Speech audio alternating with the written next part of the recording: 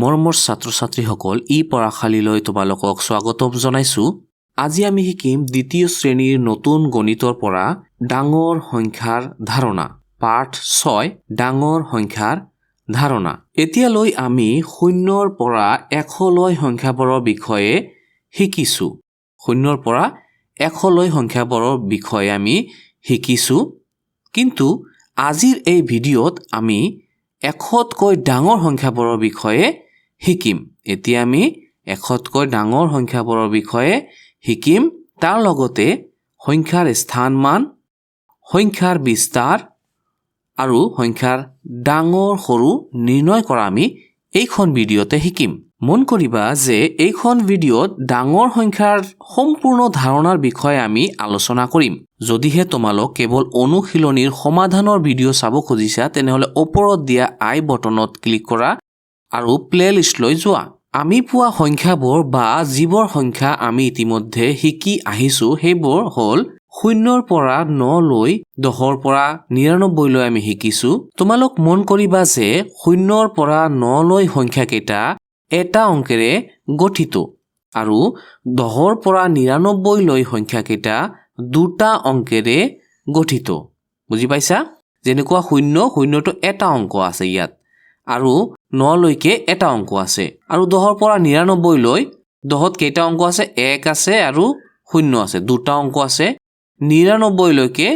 দুটা অংকই আছে প্ৰতিটো সংখ্যাতে। আৰু যেতিয়া আমি 100 সংখ্যাটো পাওঁ 100 সংখ্যাত তিনিটা অংক আছে আৰু 100তকৈ ডাঙৰ সংখ্যাবোৰত তিনিটা বা তাতকৈ অধিক অংকেৰে গঠিত এইবোৰ সংখ্যা। সেইবোৰৰ বিষয়ে আমি আজি আলোচনা কৰিম। তোমালোক ভিডিঅ'খন লাইক কৰি দিবা। তোমালোক মন কৰিবা যে ইয়াত বহু কেইটা 1 যোগ কৰা হৈছে। কেইটা যোগ কৰা হৈছে 1 গণি চাও আহা। 1 2 3 4 5 6 7 8 9 10টা 1 যোগ কৰিলে কিমান হ'ব বাৰু? 10টা 1 যোগ কৰিলে 10 হ'ব। বুজি পাইছা? বা ইয়াত এটা 10 হৈছে বা 1 10 বুলি আমি কম ইয়াক। গতিকে আমি বুজিলো যে 10টা 1 মিলি বা 10টা 1 যোগ হৈ 1 10 হয়। সেইদৰে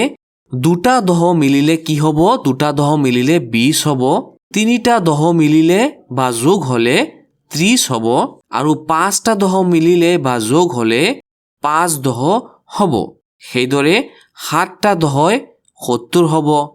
9টা 10 মিলিলে বা যোগ হলে 90 হ'ব আৰু 10টা 10 মিলিলে বা যোগ হলে 100 হ'ব। মৰমৰ ছাত্ৰ-ছাত্ৰীসকল, এতিয়া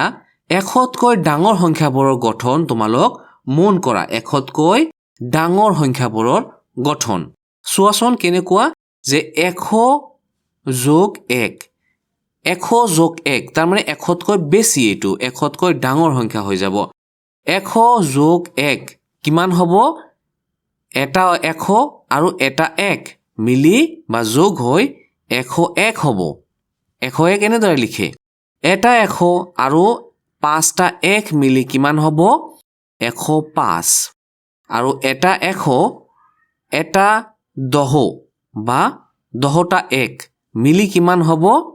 110। তাৰপিছত এটা 100 এটা 10 আৰু এটা 1 মিলিলে কিমান হ'ব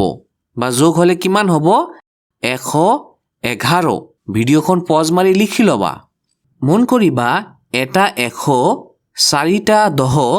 আৰু 7টা 1 মিলিলে কিমান হ'ব? 147 হ'ব। আৰু দুটা 100 যোগ কৰিলে কিমান হ'ব? দুটা 100 যোগ কৰিলে 200 হ'ব। বুজি পাইছা? সেইদৰে তিনিটা 100 মিলিলে বা যোগ হলে কিমান হ'ব? 300 হ'ব। 5টা 100 মিলিলে কিমান হ'ব? 500 হ'ব। ভিডিঅ' পজ মাৰি লিখি ল'বা তোমালোক। তাৰপিছত 6টা 100 মিলিলে বা যোগ হলে কিমান হ'ব? 600 হ'ব। 7টা 100ত কিমান হ'ব? 700। 8টা 100ত কিমান হ'ব? 800। 9টা 100ত কিমান হ'ব? 900 আৰু 10টা যদি 100 হয় তেনেহলে কিমান হ'ব? 1000 হ'ব। 1000ত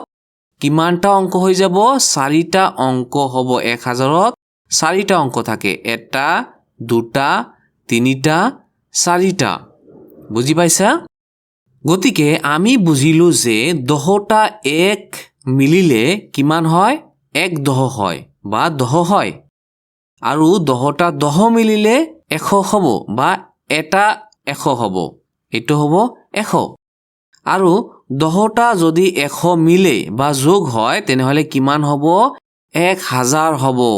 এইটো 1000 সংখ্যাৰে লিখা হৈছে তোমালোক ভিডিও পজ মাৰি এটো লিখি লোৱা এতিয়া আমি শিকিম সংখ্যাৰ স্থান মান প্ৰতিটো অংকৰ নিজা মান আৰু স্থান মান থাকে 2 সংখ্যাটোৰ নিজা মান কিমান হ'ব 2 হ'ব 4ৰ নিজা মান কিমান 4 আৰু 7ৰ নিজা মান 7 হ'ব কিন্তু যদি আমি একেলগে এইটো এটা সংখ্যা বনাই দিও 247 247 সংখ্যাটোত 2ৰ স্থান মান কিমান হ'ব দুটা 100 হ'ব বা 200 হ'ব বুজি পাইছা আৰু 4ৰ স্থান মান কিমান হ'ব 4টা 10 বা 4 দহ 40 হ'ব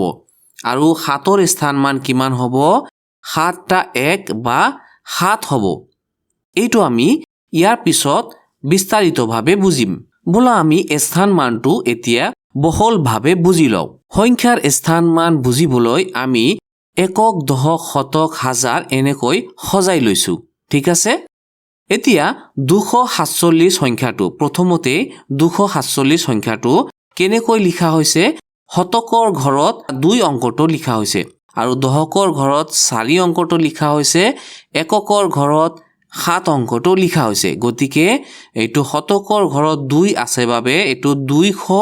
আৰু দশকৰ ঘৰত 4 আছে বাবে এইটো 40 বা 4টা 10 আৰু এককৰ ঘৰত 7 আছে বাবে 7টা 1 বা 7 হ'ব এইটো গুটিখিনি মিলি হ'ব 247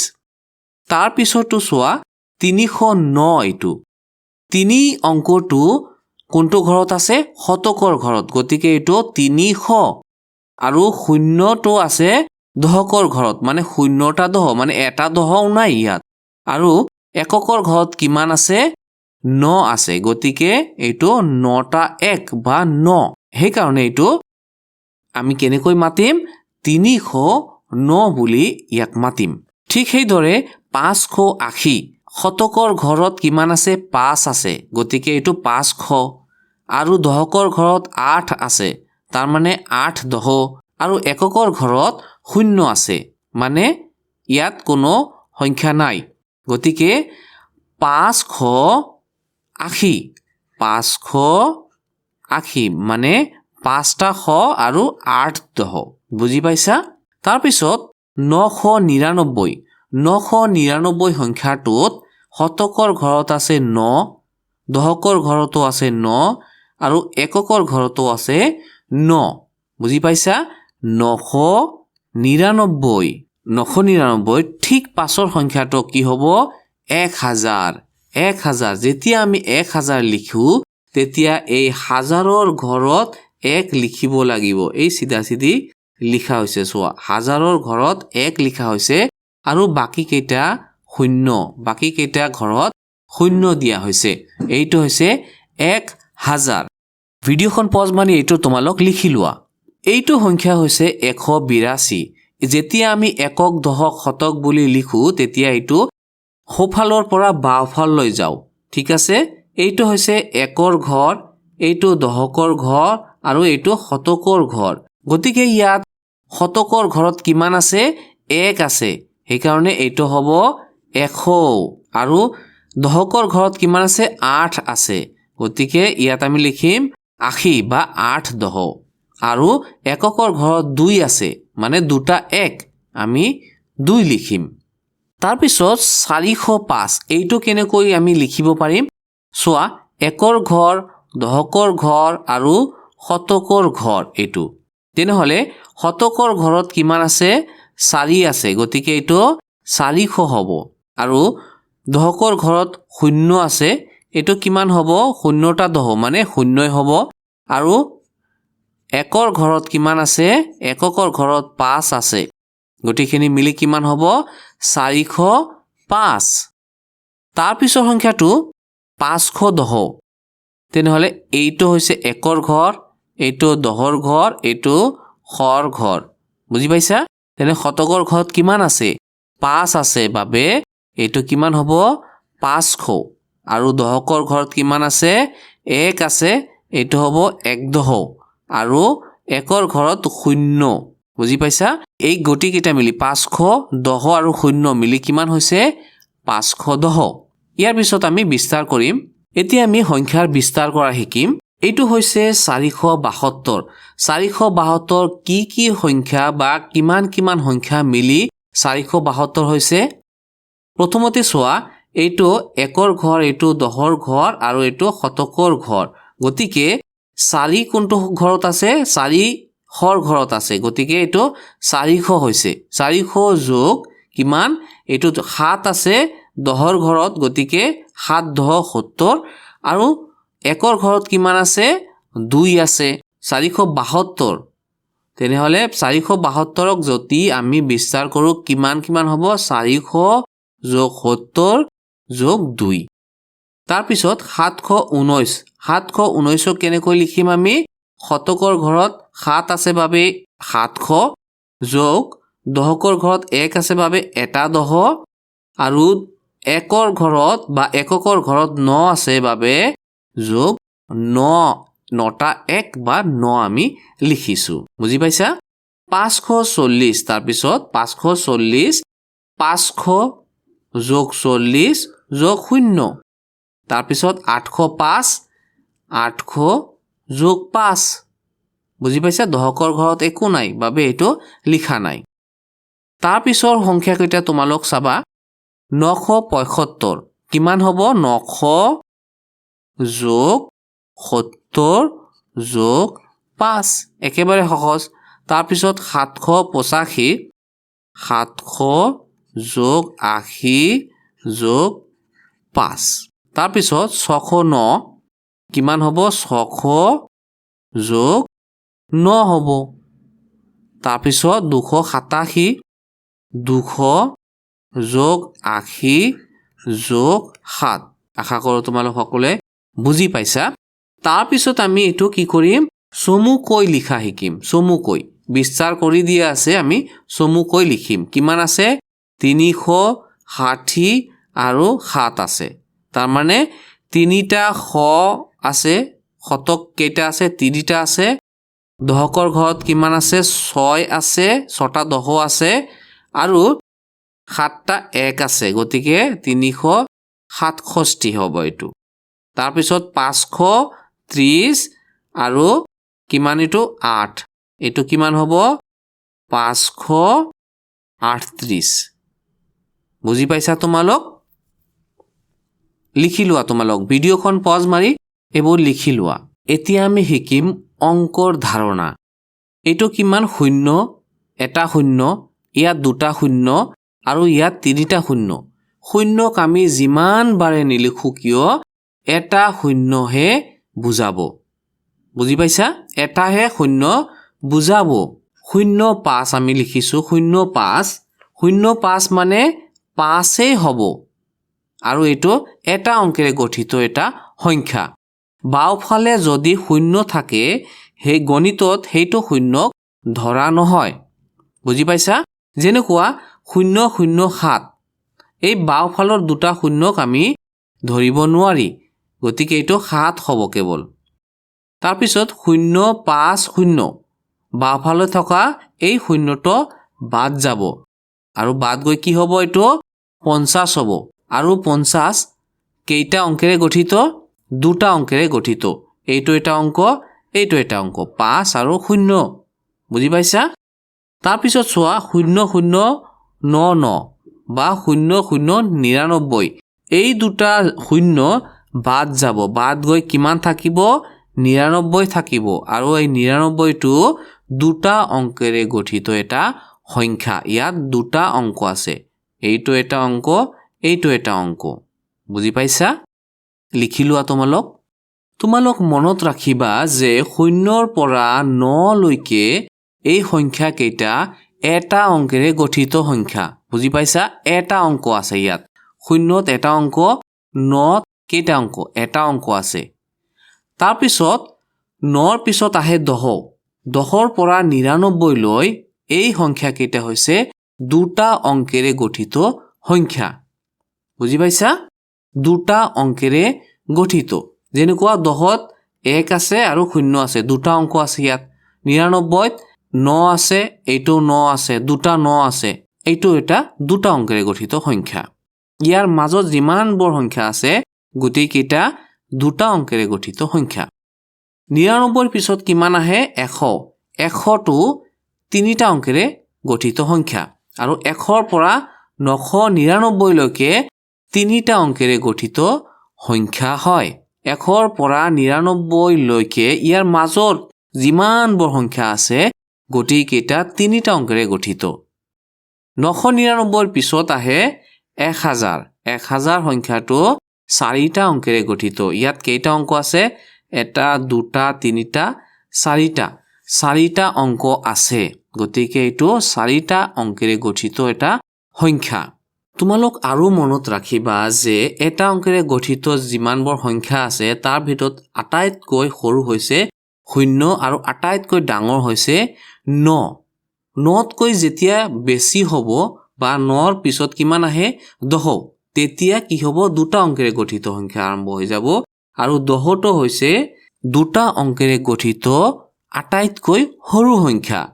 আৰু 99 হৈছে দুটা অংকেৰে গঠিত আটাইতকৈ ডাঙৰ সংখ্যা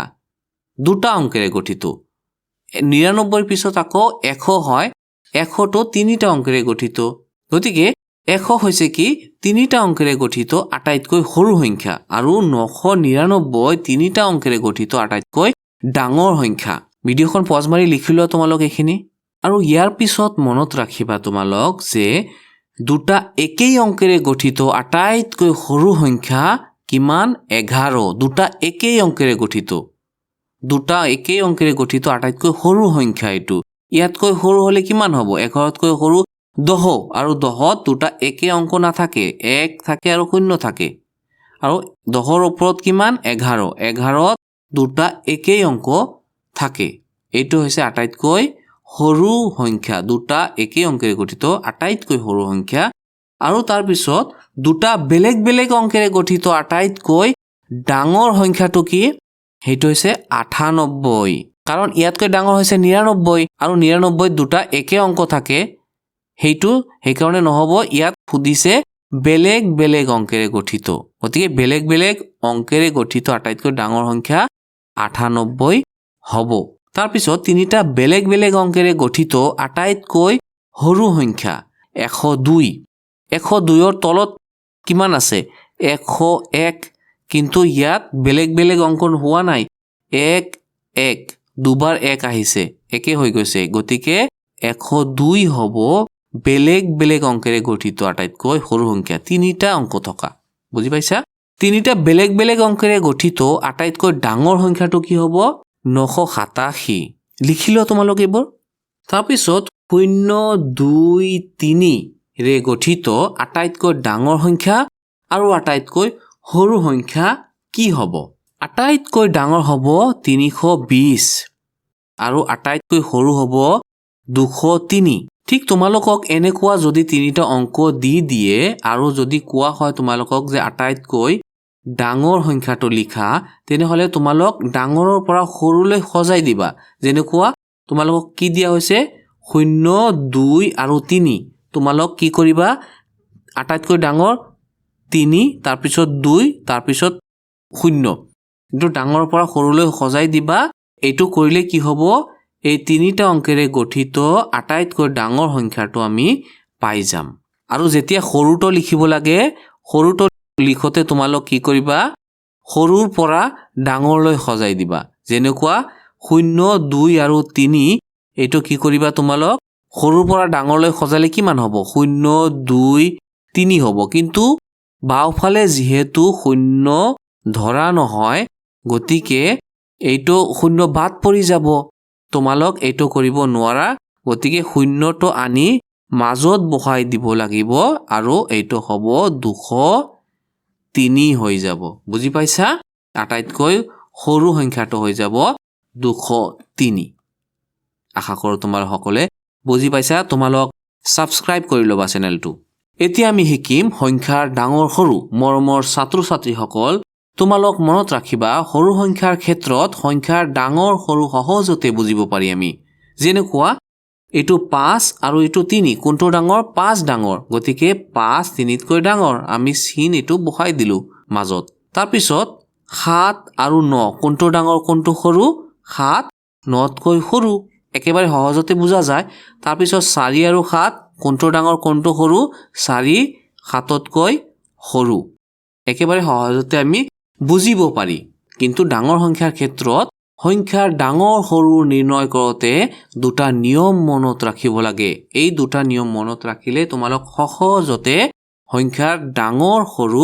উলিয়াই দিব পাৰিবা যেনেকুৱা 1 নম্বৰ বেছি অংক থকা সংখ্যাটো কম অংক থকা সংখ্যাতকৈ ডাঙৰ যেনেকুৱা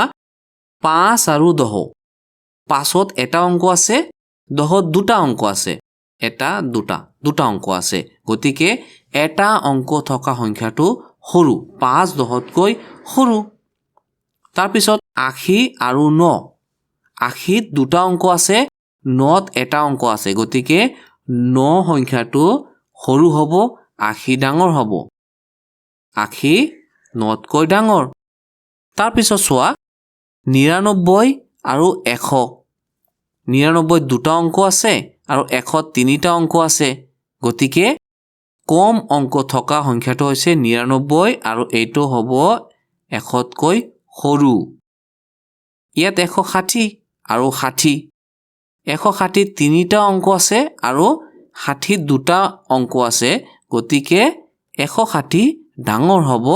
60তকৈ লিখিলো তোমালোক সংখ্যাৰ ডাঙৰ সৰু নিৰ্ণয় কৰোতে 2 নম্বৰ নিয়মটো হৈছে কি যদি সংখ্যা দুটাত সমান অংক থাকে তেন্তে একেবাৰে বাওফালৰ অংকৰ পৰা চাব লাগে যেনেকুৱা 98 আৰু 75 98 আৰু 75 দুটা সংখ্যাতে দুটাকৈ অংক আছে এটা দুটা দুটাকৈ অংক আছে গতিকে আমি কি কৰিম একেবাৰে বাওফালৰ অংকটো চাম বাওফালৰ অংকটো কি আছে 98 9 আৰু 75 7 এতিয়া 9 আৰু 7 কোনটো ডাঙৰ কোনটো সৰু 9 ডাঙৰ 7তকৈ 9 ডাঙৰ গতিকে এই 98 সংখ্যাটো ডাঙৰ হ'ব 75তকৈ বুজি পাইছা এইটো ডাঙৰ হ'ব কাৰণ 9 ডাঙৰ তাৰ পিছত চোৱা 150 আৰু 250 দুটা সংখ্যাতে তিনিটাকৈ অংক আছে এতিয়া আমি কি কৰিম একেবাৰে বাওফালৰ অংকটো চাম প্ৰথমতে 1 আৰু এইটো 2 বাওফালৰ অংক 1 ডাঙৰ নে 2 ডাঙৰ 2 ডাঙৰ গতিকে 250 সংখ্যাটো ডাঙৰ হ'ব তাৰপিছত 320 আৰু 550 দুটা সংখ্যাতে তিনিটাকৈ অংক আছে গতিকে আমি একেবাৰে বাওফালৰ অংকটো চাম 3 এইটো 5 ডাঙৰ নে 3 ডাঙৰ 5 ডাঙৰ আৰু 3 সৰু গতিকে 320 সংখ্যাটো সৰু হ'ব 510তকৈ বুজি পাইছা এইটো চিন সৰু চিন আমি ইয়াত ব্যৱহাৰ কৰিম তাৰ পিছৰ সংখ্যা দুটা হৈছে 235 আৰু 270 এতিয়া 235 আৰু 270 দুটা সংখ্যাই তিনিটা অংকৰ সংখ্যা গতিকে আমি কি কৰিম একেবাৰে বাওফালৰ দুটা অংক আমি চাম কিন্তু দুটা সংখ্যাৰে বাওফালৰ অংকটো সমান আছে ইয়াতো 2 দুফালে 2 আৰু 2 আছে গতিকে যদিহে এনেকুৱা হয় তেনেহলে তাৰ পিছৰ অংকটো আমি চাম যেনেকুৱা 3 আছে ইয়াত তাৰ পিছত ইয়াত 7 আছে এতিয়া 3 আৰু 7ৰ মাজত কোনটো ডাঙৰ কোনটো সৰু 3 সৰু আৰু 7 ডাঙৰ গতিকে এই গোটেইটো সংখ্যা মানে 235 270তকৈ সৰু হ'ব বুজি পাইছা তাৰ পিছৰ সংখ্যাটো হৈছে কি 110 আৰু 101 যেহেতু দুটা সংখ্যাই তিনিটা অংকৰ সংখ্যা গতিকে আমি একেবাৰে বাওফালৰ অংকটো মিলাই চাম মিলালে দেখা যায় যে দুয়োটা সংখ্যাতে বাওঁফালৰ অংকটো একে আছে সেম এইফালেও এক এইফালেও এক গতিকে আমি তাৰ পিছৰ অংকটো চাম 1 আৰু 0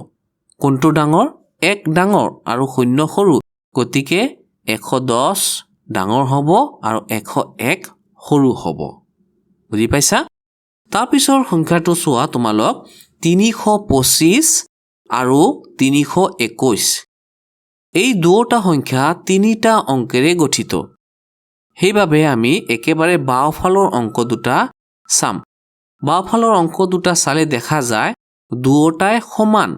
এইফালেও 3 সেইফালেও 3 গতিকে আমি তাৰ পিছৰ অংকটো চাম এইফালে আছে 2 আৰু এইফালেও আছে 2 এই দুটাও কি সমান আছে তেনেহলে আমি কি কৰিম তাৰ পিছৰ অংকটো চাম এতিয়া এইফালে আছে 5 এইফালে আছে 1 এইটো 5 একতকৈ ডাঙৰ গতিকে 325